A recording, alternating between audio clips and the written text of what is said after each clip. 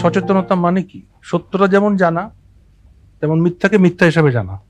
জিনিসটা যে ভুল, অবৈজ্ঞানিক, উদ্ভট, সেটা জানাটাও কিন্তু সচেতনতা। দুর্ভাগ্যজনকভাবে আপনি যেটা বললেন, পুরোটাই সত্য। পুরোটাই সত্য। মিডিয়া খুললে আমি তো দেখি ফেসবুকে অর্ধেকের বেশি অ্যাড এগুলো আছে, বিভিন্ন ধরনের অ্যাড, এবং যেগুলো অ্যাড আরেকটা, এখানে একটা বাস্তবতা কাজ করে। সেখানে যদি আপনি একটা ওর এগেনস্টে পোস্ট দেন, আপনার সমালোচনা করার জন্য অযৌক্তিকভাবে, খুব বিশ্রীভাবে সমালোচনা করার জন্য আবার অনেকগুলো লোক জুড়ে, তাহলে নেটওয়ার্কটা কত স্ট্রং। এবং ডায়াবেটিস যেহেতু খুব মানে কমন একটা রোগে পরিণত হয়েছে, অনেক লোকে আক্রান্ত, অধিকাংশ মানুষ এই রোগের নাম শুনেছে, অনেক 1.5 কোটি লোক প্রায় ভুগছে, যদিও প্রায় অর্ধেক জানে না, তবুও ওই অর্ধেকে যদি মনে করি যে 75 লাখ লোক জানে, তো এদেরকে বোকা বানানো খুব সহজ, বা বোকা বানানোর চেষ্টা করাটা এটা কমন হয়ে গেছে। এই যে একটা মানে ডায়াবেটিস রোগ, এটার অনেকগুলো কারণ আছে এবং বিভিন্ন ধরনের ডায়াবেটিস আছে। টাইপ 1 ডায়াবেটিস, ইনসুলিন একেবারে তৈরি হচ্ছেই না। টাইপ 2 ডায়াবেটিস, ইনসুলিন কাজ করতে পারতেছে না বা অপর্যাপ্ত ইনসুলিন তৈরি হচ্ছে। এখন যে যে অ্যাডভার্টাইজমেন্টে মানে সব এক কথায় বলে দিচ্ছে যে আপনি এইটা 7 দিনে খান, ডায়াবেটিস নির্মূল। হ্যাঁ, এগুলো কিন্তু পানিশমেন্ট দেওয়া দরকার। এগুলো একটা অ্যাটেম্প টু মার্ডার হিসেবে আমার মনে হয় বিবেচনা করা উচিত। কারণ এটা তো আপনি একটা টাইপ 1 ডায়াবেটিস যদি 7 দিন ইনসুলিন বন্ধ করে সে বাঁচবে, সে তো মারা যাবে। এবং অনেক ডায়াবেটিস, কিডনি রোগ আছে, যার হার্টের রোগ আছে, ওষুধ বন্ধ করে দিল, বিভিন্ন ধরনের মানে কোনো অবৈজ্ঞানিক জিনিস কি আছে এটা কেউ জানে না। আমার রোগী কিছু নিয়ে আসে, মানে স্যার, মানে অনেক গ্লুকোজ লেভেল অনেক হাই, কি খাচ্ছেন? ডায়াবেটিস ওষুধ খাচ্ছি। কি ওষুধ খাচ্ছেন? একটা উদ্ভট নাম বললো, আচ্ছা নিয়ে আসেন তো ওষুধটা কি।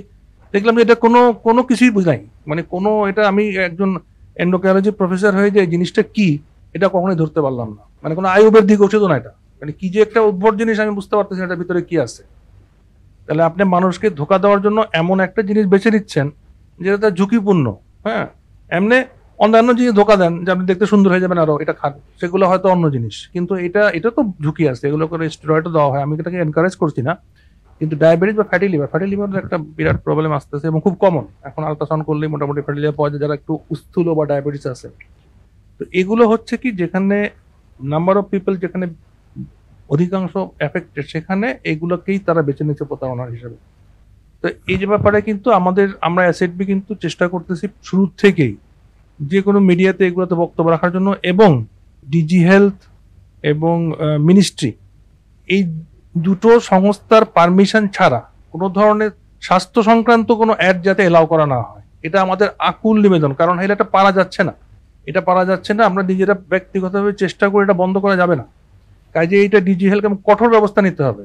আমি পার্সোনালি এরকম একটা অ্যাড দেখে একটু তাদের পরীক্ষা করার জন্য আমি জাস্ট বললাম, আমাকে মেসেজ পাঠালাম যে আমার বয়স হলো 50, আমার ডায়াবেটিস হলো 30 বছর ধরে, আমার ইনসুলিন নিচ্ছি সকালে 60 এবং রাত্রে 50, এবং আমার গ্লুকোজ লেভেল হলো সকালে থাকে 20 আর খাওয়ার পরে আসে 25। আমি কি আপনাদের ইনসুলিন ছাড়তে পারবো? এটা আমার পার্সোনাল এক্সপিরিয়েন্স কথা বলতেছি।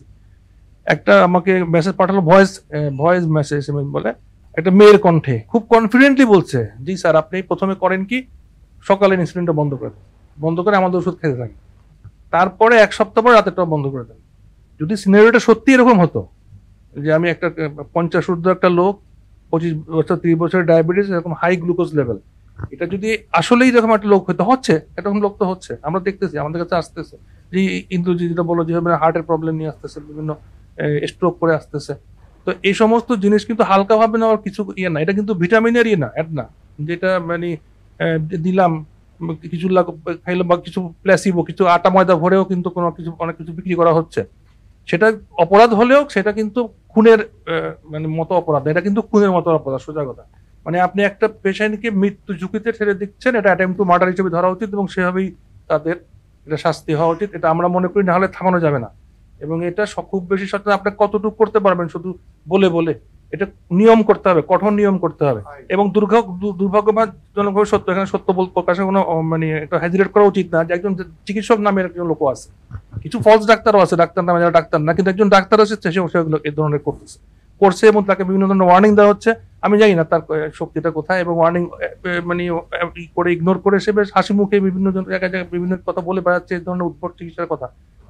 এগুলো তো বন্ধ করতে হবে, এবং বন্ধ তো এগুলো কঠোর পদক্ষেপ না নিলে এটা ভবিষ্যতে ডায়াবেটিস তো খারাপ হবেই, দেখবেন যে কিডনির সমস্যা, স্ট্রোক, হার্টের সমস্যা, এগুলোর যে জটিলতা বা এমনকি মৃত্যু হচ্ছে, হ্যাঁ এগুলো নিয়ে আসতে দেখতে হবে।